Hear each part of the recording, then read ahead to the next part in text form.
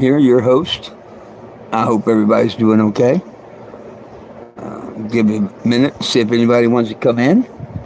That'll give me a chance to do just a little token. As if you watch my videos and stuff, you know I'm good at talking. I do know how to run my mouth a bit. For those that don't know me, my real name is 420 Jim. No, I didn't have cool parents. I had a cool judge. And in 2019, a judge in Tennessee changed my legal name to 420 Jim. True story.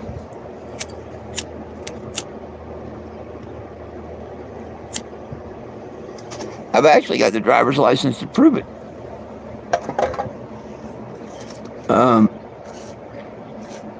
What brought that about, of course, would be everything that happened out in New Mexico years ago.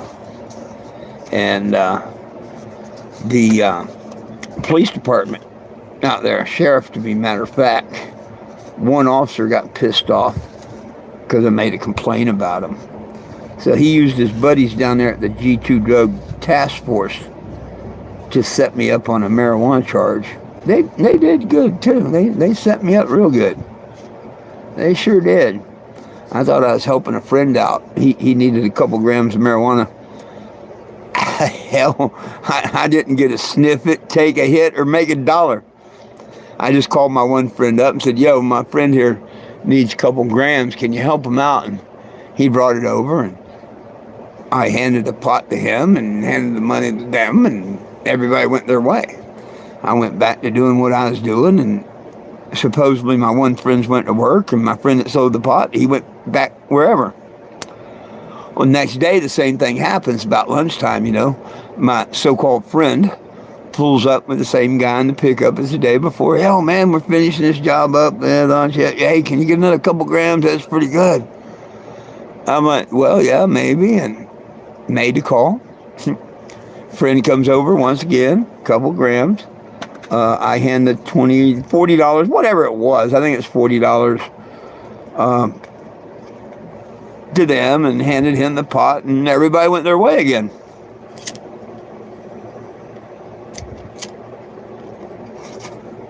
Thing is, about a month later, I'm out at the flea market. Well, I was out at the flea market, and I borrowed one of my friend's trucks. We was partners at the flea market, and I went into town to look at something. I was buying something. And when I get back, he's like, what are you helping the marshals with? Hey, how you doing? Oh, right on. Well, enjoying today. Hello from Brazil. How you doing? Doggone, I get to answer those, and then I forget where I was at. How you doing today? My legal name is 420 Jim, believe it or not. How you doing? How you doing? I'm a cannabis advocate. I was on the road for 10 full years. I came off the road to get my eye surgery done. And Monday, I had my last eye surgery on my right eye, I hope. It was detached retina. I've got a little air bubble in my eye now. But what I'm all about, my name being 420 Jim and the vehicle I drive and all, is about this right here. If you was to scan that petition, click it, scan it, whatever, and hey, if you got an excuse that your phone don't scan, can't we all get a bong? Next week, right now, my website's down for 1 week because I didn't make my payment in time. But next week, it'll be back up. It'll be back up on the 1st. Go to 420jim.com. If you go there right now, it'll tell you Era 404. It's just the new paint job and everything. I didn't have the money, and I forgot to pay it last month. And I don't have the $57 to pay for it until the 1st. So unless somebody blesses me with a few dollars and I can pay it now, I can't put the website back up until the 1st. But the petition itself is at change.org. So you can always look up change.org and then the petitions, 420 Jim, and sign it that way. the only people that's going to do that is the ones that really, really, really believe that nobody belongs in jail for pot. Because hell, when my petition's up, it's hard enough to get people to sign it, and it's easy to do. Just scan and sign. So, but anyhow, I think April, right about April 1st, will be when I hope to get back on the road. The journey probably will go from April to November. This all tentatively. I'll probably be doing a 420 event in Texas. Yes, Texas is an illegal state, but I did a 420 event there with them a couple years ago. So I may go back to Texas and do another 420 event with them, although it's not going to be on the 20th. I think it's the 12th through the 14th. I'm not sure. I have to get all the details. And if that's the case, I'll probably go up in Oklahoma or something after that to a legal state where I can celebrate 420 the right way. So kind of like 2 420 events this year. And go from there. That's all I can do is hope and go from there. Well, back to the beginning of the story I was telling you about being set up on the marijuana charges. Let me get a little refreshment here.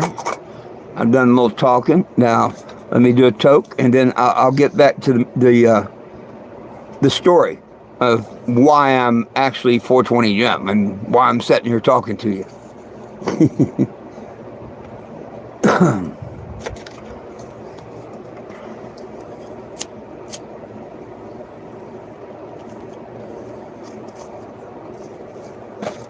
So I told you about me pissing off the deputy and being set up at the flea market for the sales of marijuana.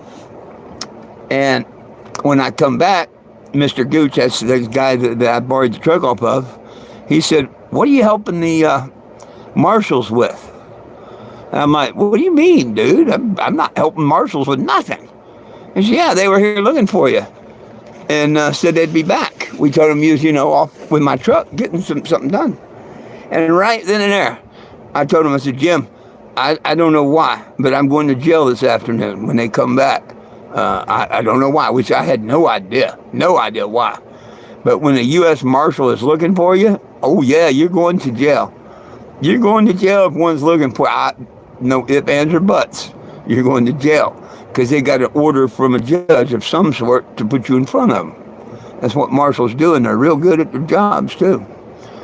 So he said, I'm like, "You serious?" Well, yeah. They even talked with Kathy, and that's the owner of the market. And see, I lived at the flea market, and I opened the bathroom and stuff, whatnot. I worked in the market, basically. So I walk over to the office, and I go in there, and Kathy asked me, says, "What are you helping the marshals with?" And I'm like, "Nothing, And she's, "Well, they were here looking for you." And I'm like, damn, Once again, I told her, I said, "Kathy, I have no idea. I know I'm going to jail." She said, "What do you mean?" I said, "If a marshal's looking for me, I'm going to jail because I'm not helping any marshal do anything. Therefore, that means they're looking for me. If I was helping them, it'd be one thing, but hell, I'd never talk to no marshal." About an hour later, sure enough, here comes a pickup truck. It looked like the oil fields truck. They were in like oil field clothes and all. I mean, they could have snuck up on anybody at any time they wanted to. They weren't in a marshal's car or nothing like that. Had tools in the back. Looked like they were out doing the oil fields, really. But you can just tell. So as they pull up and come over towards me, I just walk up with my hands out and sure enough, they put them behind my back and they take me off to jail. And we're sitting in a substation for about a half hour, and this real smart-ass sheriff deputy comes to we were in like a conference room, me and the two marshals, and this smug-ass deputy, I can't swear it was the one that I had the trouble with, but I think it was. He's like, we got you, 2 counts of meth, 2 counts of sales of meth. And I'm like, you're an idiot. You're an idiot. Ain't no way you got me selling nobody no damn med, no how, nowhere, no way. You're an idiot. Get out of here. And he kept on, and finally the marshal asked him to move on along. Because I told him, I'll win that bet and you'll be too chicken shit to pay me. And he never did. And by the way, I won the bet. So another 15 minutes goes by, and they're like, well, we're sorry. We have to bring you here, da-da-da-da-da. We don't know what's going on, but if they don't come or whatever within the next half hour or whatever, we're just going to go ahead and book you in and they can meet you at the jail. And I'm like, why the hell ain't y'all done that already?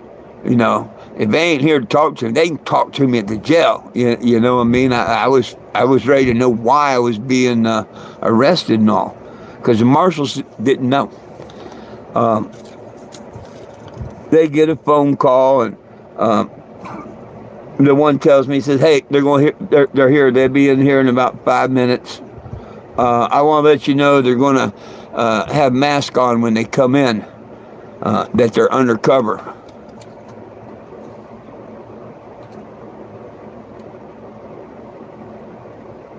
Dracula. Oh wow, cool. Right on, right on, right on. You know what that means? You know what that means? You know what that means? If that happened, I'll be my Lord and Savior. Hey, nothing better, my friend. See, because Christ died and paid the blood of sin to be my Savior and introduced me to the Father. So if Dracula comes, right on. Right on. There you go. So anyhow, as soon as they sat down, he starts talking about, we got you on 2 counts of sales of marijuana, not meth. I'm like, you can take that hoodie off. You're the guy that was sitting in the red truck. And that's the truck that my friend drove. And it was the same one sitting in the truck. And he's like, well, snitch someone, and you got 3 people, this goes away, all this. And I told him to snitch that. He says, what's that? And I said, it's a bird. Book me, And that was pretty much the end of that. So we go to trial. 2 counts of sales of marijuana, and I was facing 10 years. Okay? They give me a public pretender. And yes, I can call them public pretenders and prove it. They take, not all of them. Not all of them. There's good and bad and everything. So let's get that right first. They probably are some good public defenders, but I simply haven't had one. Okay, the first one, he tells me, of course, this is all right. I meet him the same day right before court where you plead guilty, not guilty, all that. And I tell him, hey, you took an oath to represent me zealously. That's the word they use in the oath. I didn't make that up. And he looked at me kind of funny, like, how do you know that? And he said, yeah.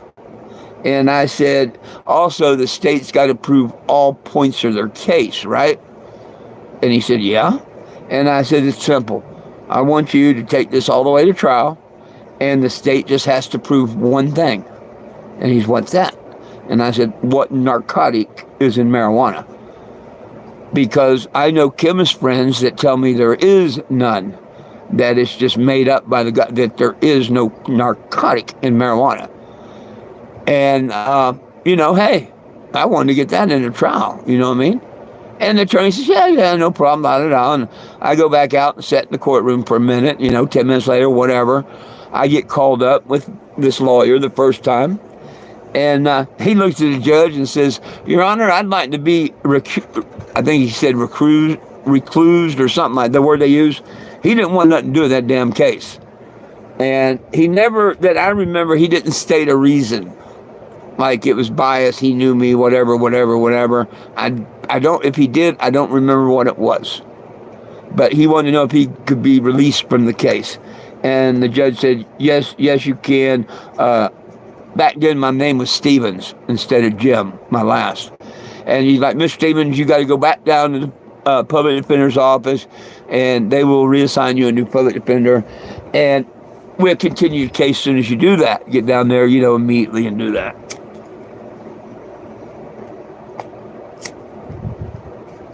So this time I go to the public defenders, I meet them, and same thing.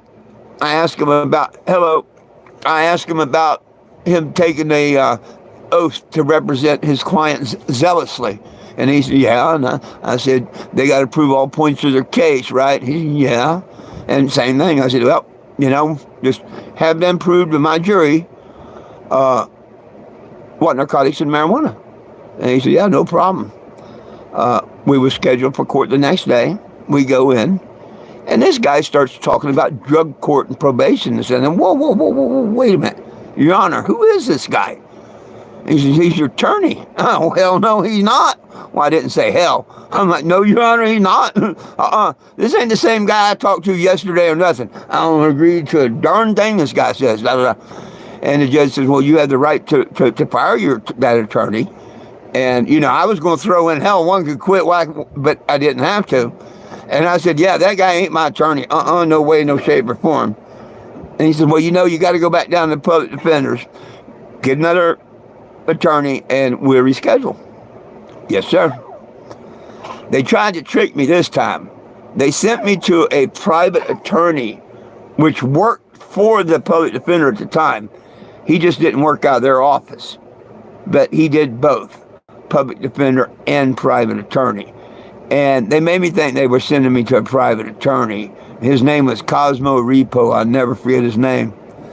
Simply because that little voice that we tend to not listen to sometimes, it tells me, turn your phone on record. Everybody's phone has a recorder on it. And if it don't, get the app, it's worth it. Even if I carry a spare phone. And this has no phone service, no nothing. But what it does have that saves my ass all the time is this right here. And you don't have to have internet or nothing. And you can record. I hit record. I put the phone in my pocket. I go see my new lawyer from the public defender's office. Public pretender's office, I mean. And it wasn't 5 minutes. I sit in there and he calls me back, tells me sit down. He tells me that I had pissed someone off, that I was going to do DOC. I had to look that up, Department of Corrections. He wasn't calling no witnesses. He wasn't calling no evidence that he would see me in court. Get out of my office. That was all on that phone. Oh, if he had known that at the time, but he didn't. I go down and I burn it off on a couple of, I stopped at Walmart and got a couple of DVDs and burnt a couple copies off. And I went down there to the public pretender's office. Because, I tried for a month to talk to the head of public pretenders. Never there, wouldn't talk to him. I go in there and I sign in like I did the day before and the day went. And I said, here, and I put this little disc in. I said, you got 15 minutes. And I'm going to put this out on the internet. It probably wasn't 5 minutes. And the door opens, and here come the head of public defenders, and one I've been trying to talk to for a month. They just wouldn't talk to me. He comes out and he says, Mr. Stevens, we got a problem. And I looked at him, I said, you got a mouse in your pocket? And he's like, huh? And I said, what do you mean we? I don't have no problem. You got a problem. What are we going to do about it? Luckily, he didn't ask me if I had a mouse in mind. But he says, we got to hire you private counsel. And that's when I found out Cosmo was not private counsel. Because I'm like, I thought you did that. No, he works for the public defender. And I said, do you have an Eric Marlowe? And he says, I don't know who we have, the office to call you and let you know who your new attorney is when it gets assigned. And the reason I asked if he had this Eric Marlowe guy, because I'd talked to him the week before, and he said for $5,000 cash, he could get me off. So that little angel tell me to use that word, I guess, for Eric Marlowe. Because the next day, guess what? I get a call from the New Mexico Public Pretender's Office that my new attorney is Eric Marlowe, and to please contact him as soon as I could for an appointment. Long story short, I go in, he's like, hey, I go in like, hey, and he's, hey, I don't care who pays me. What do you want to do? And I said, just like I told you in the beginning, you know. And he says, well, I can put them on as they set you up, they entrapped you, they this, that, and the other. And I said, nah, I still want them to prove what narcotics and marijuana. And he said, we can go that route too, whatever you want to do. And I said, yeah, let's go that route. And he says, I'll get the paperwork started. So he was setting it up for jury trial, and our defense was we wanted the state to prove what narcotic was in marijuana in order for them to charge me with a class 1 narcotic. Okay, you get my drift here? See, most people, I don't know if anybody's ever went in court and argued the argument I have. If they have, they should be free just like I was, okay? Unless they got railroaded. Because there is no narcotic in marijuana and never has been. That's why they wouldn't take me to court. I would have had it legal back in 2013 if that would have been federally, if that had been the case. There's no narcotic in it, never has been. So 2 days go by, and I get a call from my attorney, and he says, "Hey man, listen to everything before you go off." And that's not only putting a gun next to you, that's cocking the trigger, And I'm waiting for it. And he tells me that they want me to meet with a psychiatrist and do an evaluation on whether I'm competent to stand trial. And I go on, what the hell, blah, blah, blah, blah. And he calms me down. He says, well, no, wait a minute. He said, you sounded pretty passionate about this marijuana thing. He says, this is like a get out of jail free card for a year. And I'm like, what the heck are you talking about? And he says, well, let's say they do this test and they find you incompetent. Okay? We go that route. If they don't, we take it to trial and all. But if they do this test and find you incompetent, this all goes away. And as long as you don't commit a crime that involves violence, you won't go to jail. I'm like, what the heck are you talking about? He said, well, they can only evaluate a person one time a year. Okay? So if I went in and, say, stole the TV out of Walmart, and I walked out with it, and I got busted, the next day, or as soon as I was in front of a judge, the judge is going to let you out. But if someone, I hit someone, tripped someone, anything to do with violence, no. That's the only thing that they would keep you in jail for, is a crime that involved violence. And, I never heard of nothing like that or anything. And he says, look, I just ask you to think about it. Don't rush into it, whatever. And I said, you know what, I will. Especially when he mentioned this get out of jail free card on everything. And I'm like, that takes a moment to think on something. Because there was a friend of mine that kept getting out of shit, and I wondered why. And he told me something about, if he went to jail, they just kick him back out.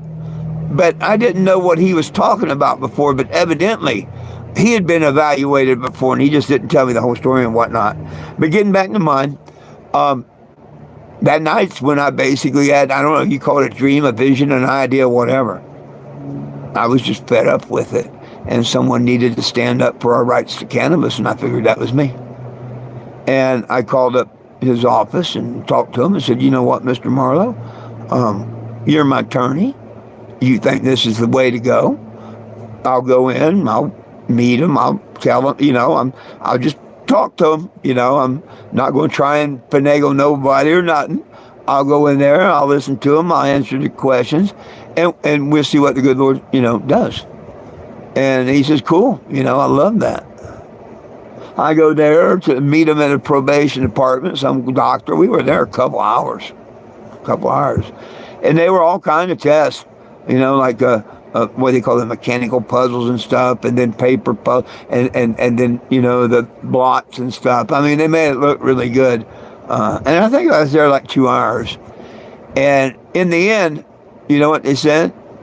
I smoke pot so I don't kill people. Yeah, I love that. That's one of the best statements ever made. But there is a statement. Of course, now they twist it and say I said it. I don't think so, but even if I said it, they put it in the court papers, and I love that. Just like Emporia, Kansas, the headlines in the paper, you can't spell healthcare without THC. I love that statement. So anyhow, they said I was incompetent to stand trial, and I walked away a free man.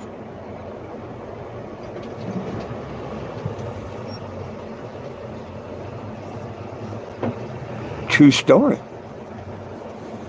And here I am, years later. I think that guy's looking for the tow company.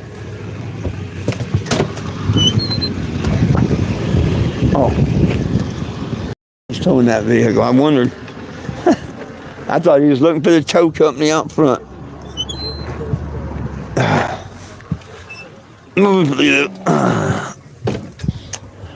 Well,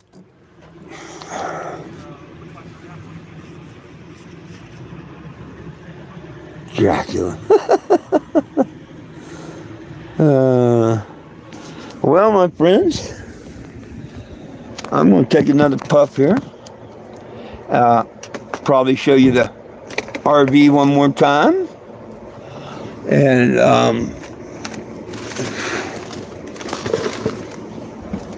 for the ones that, well, I see it's down to one now, but that's the way it used to look. That's back in 2020. So if you wonder what I'm going to be doing come this April, good Lord willing, and the creek don't rise, and hopefully Trump releases a $5,000 check. That would be great for America, man. Should be 10 grand, but I'd take 5. You know, make the China put the other 5 in for that virus that went this way, you know. Cough up a 10 grand check, help America's economy is what I say. But, yeah, I'm going to do this, hopefully, all the way from Arizona here. Now, I may officially kick it off in Texas, but I'll probably stop a couple places along the way because, you know, it's hard not to stop and see people. And when I'm in truck stops, they're going to come and want to sign the van there anyway and whatnot. It just won't be official yet. Kind of like when my first one burnt and I got this one. I decorated in Tennessee and everything. I stopped a few places because I had to work my way there.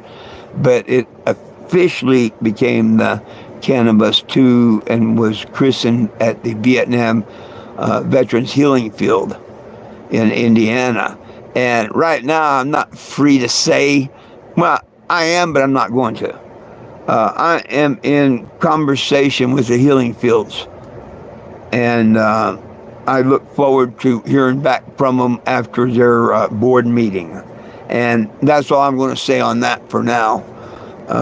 But I really appreciate them contacting me back and everything, especially in such a timely manner.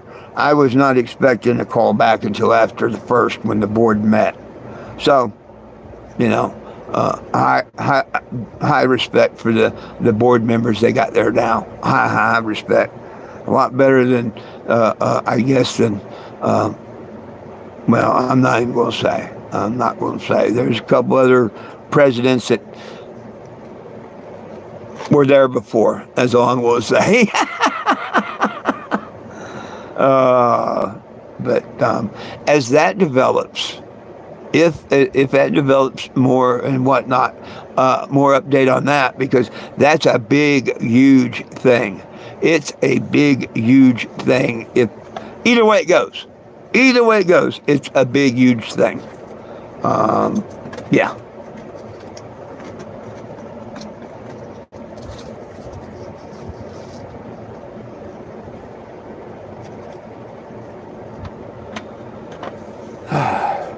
Well,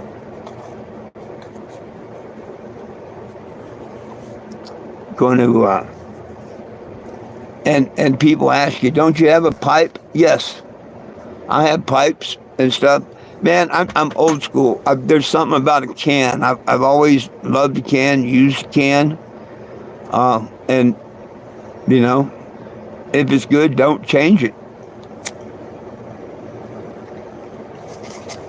These pipes get clogged up, they break, whatever. A can, Once it gets too bad, you just crush it up, throw it away. It don't cost you nothing because you're always having cans. Okay, for those that don't know or happen to come in, I am 420 Jim, cannabis advocate, blah, blah, blah. Google 420JIM. You'll see a lot about me. My website will be down until the 1st. Sorry, I couldn't make the bill this month. First time in 10 years. First time in 10 years, actually. But I've been off the road getting eye surgery and all, and I don't get support when I'm off the road and stuff. But hey, enough tears about that. What do I do? That. This is what I do. I make headlines. You know, I love it when people say, well, what do you do? I make headlines. I get people's attention. I can bring that horse to the trough, but no matter how much I can't make it drink. I got a petition. It's for all the people that's in prison, federal and state, for pot. Nobody belongs there. And everybody that sees this video and your friends that support pot and that believe that, you should have already been on them petitions. But most of you probably haven't heard of it. Because every time a new president goes in, I must write a new petition. That's why I don't have thousands of signatures. Trump just went in office. This is a new petition. I'm not out on the road yet. So I'm not unhappy that it don't have 1,000 signatures yet. I'm happy it's got any because I'm not on the road. But come on, people. Y'all need to start helping and let people know about that petition. Now, you go to change.org, that's where the petition is. And unfortunately, like I say, because if I had the money on my Cash App, I could pay and it'd be up right now. But until I pay it, which is the 1st, my website's down. Normally, you can just go to my website, click the petition button. But all it does is redirect you to change.org. So if you really, really, really was interested in it, all you got to do is go to change.org. That's the petition platform. And type in petitions from 420 Jim. FOURTWENTYJIM. Yeah, that's me. Yeah. And come April, right around the 1st of April, good Lord willing, the creek don't rise and my eyes continue healing, I'm going to be doing this again. But take a good look at it now because I'm going to show you how it looks. Here in a minute, it don't look like that no more. It kind of does, but then again it don't. And this has probably got 40, 50,000 signatures on it, easy. From, real bright, recent to dull and faded. Well, a couple of months ago I changed that, along with the name. It's no longer the Cannabis 2. If you just put Cannabis 2 in on a search, you would find it all over the internet, just like my name, 420 Jim, 420JIM. If you Google that, you'll see tons of stories. This is what I'm talking about, signatures. Okay? The body of what used to be the Cannabis had 40, 50,000 tags on it like this. Now, it has none. Absolutely none. I have not yet tagged a new paint job.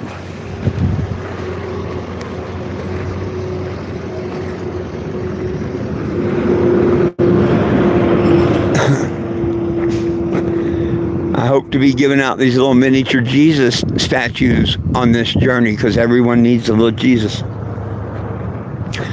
That's how you spell my name out. You want to find me on Facebook?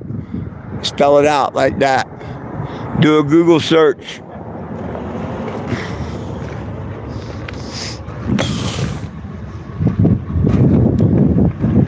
See, I have room to put sponsors in the windows and stuff. People that do help. Like I say, I need help getting my website up. Miss Gloria donated $20, and I put that up for her. She liked it so much, she donated another $20, and I put that up for her. My friends in, I think, Michelle and her son from Topeka, they did a $10 donation. I put that there, and then Mr. Peanuts and stuff. Nobody belongs in jail for weed. It's hard for me to do this all by myself, but if I have to, the Lord says He'll get me there. And it seems that I normally get help when I have to have it, So Right now, the only thing I really have to do is replace the generators. Both of these are shot. They're just, they're not going with me. So I need another generator and a basic tune-up. Plugs, wires, oil, new antifreeze and stuff. Because I go, into the mountains and stuff again. I think she'll make it another cross-country trip. I really do. It's got a good engine, good transmission. So we shall try and we shall see. If things go right, like I say, April. I'll probably head out in April. And the first event I'll go to is an early 420 event. But if that happens and whatnot, there'll be more about that later. I'll post that later. I do a Facebook Live, for those who don't know, at 7 o'clock Mountain Standard Time. See, it's almost 5 here, so 2 hours from now I'll be on Facebook. You can follow or send a friend request on Facebook if you like. Good Lord's been great this week. Again, the air bubble's almost gone. Probably another day, 2 days tops. The air bubble that they put in my eye should be gone. It's half the size it was when I come out of surgery. And,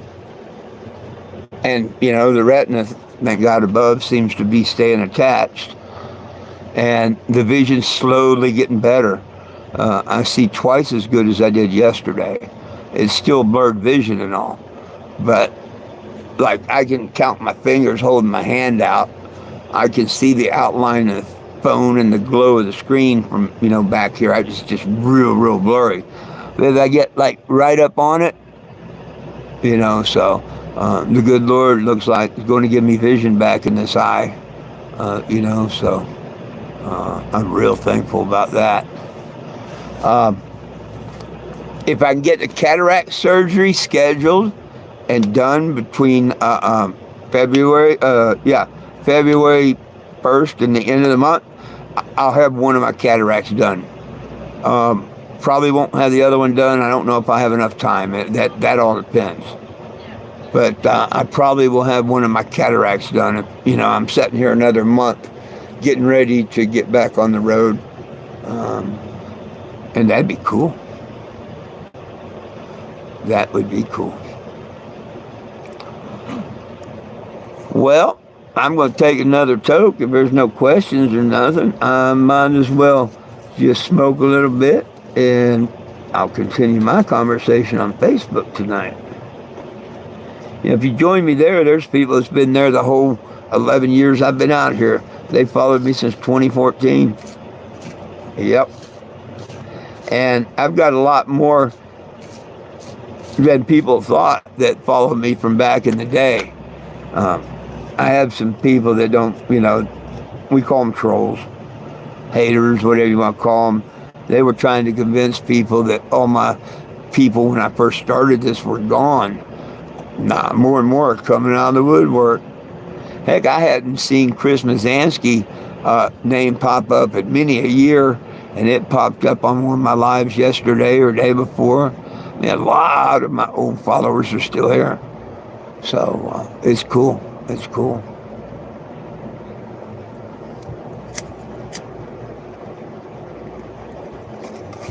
I like he's still here because his dad's not on my page no more.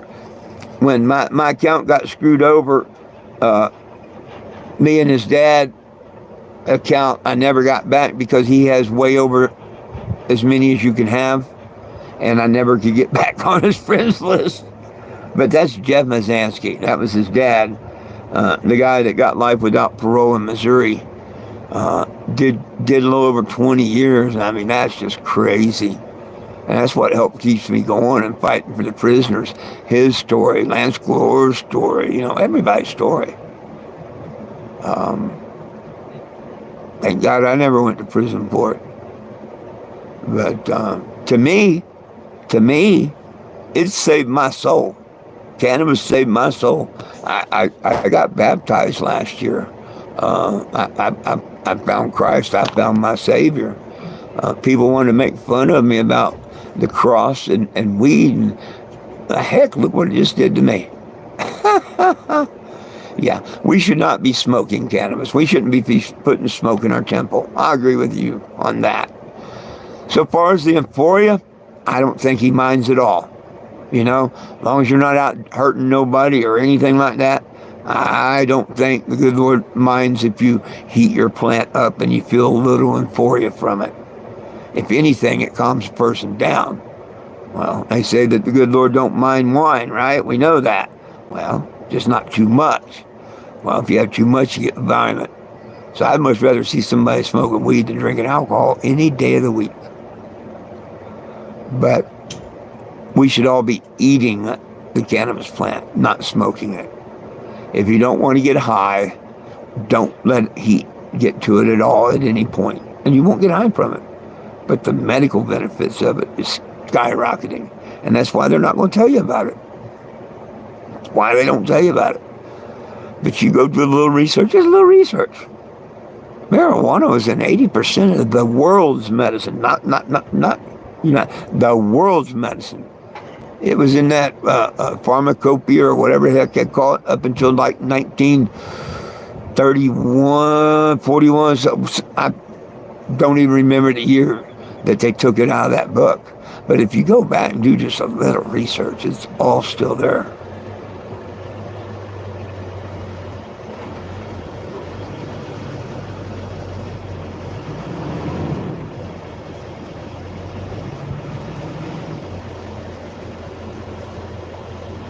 I'm watching this tow truck trying to figure out what he's doing. Driving in circles right now.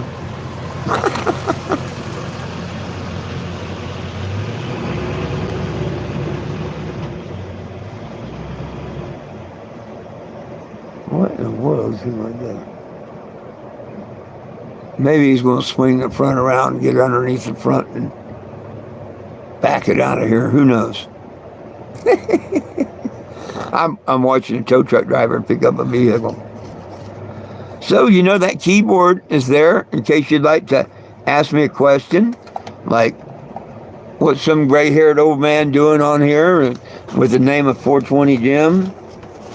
And I can tell you stuff like that. This is back from 2020. If you was to do a search about me from 2014 to now, you'll find all kinds of stuff on the internet. 98% of the stuff is great and good. And 2% ain't. Got a couple people who don't like me, but heck, I guess you're not doing right if you don't have a couple haters. Bad thing is they call themselves cannabis advocates, and they're not. They just proved my point that my whole journey, my worst enemies, the people that didn't like me, didn't, put me down all, were all other cannabis advocates. Every one of them. Except Mary. Mary, she was just a little crazy. Not the one I know out here. Okay? I'm talking about Topeka, Kansas Mary. She's special lady. She's special. She's just a little lost, I don't know, from drugs or what. But she's not complete herself. And she didn't like me being there. She'd come out there, Jesus said this, Jesus, woo. She thought I was there selling marijuana or something. That was all in a video. But you know what? After the cops come, got her to leave and everything, one of my friends knew her, and they got to talking with her and whatnot and explained what I do and everything and this, that, and the other. And now Mary don't bother me no more when I go there. Bless her heart.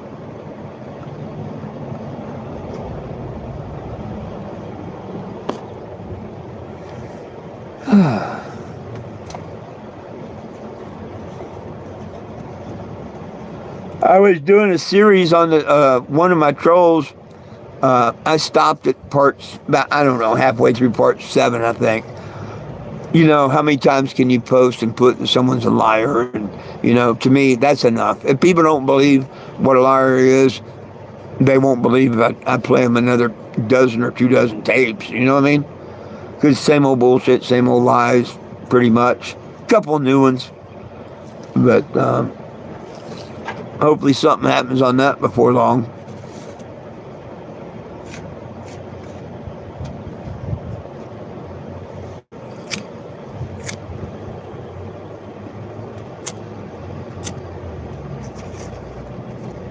Next week, I plan on trying to get a hold of Florida.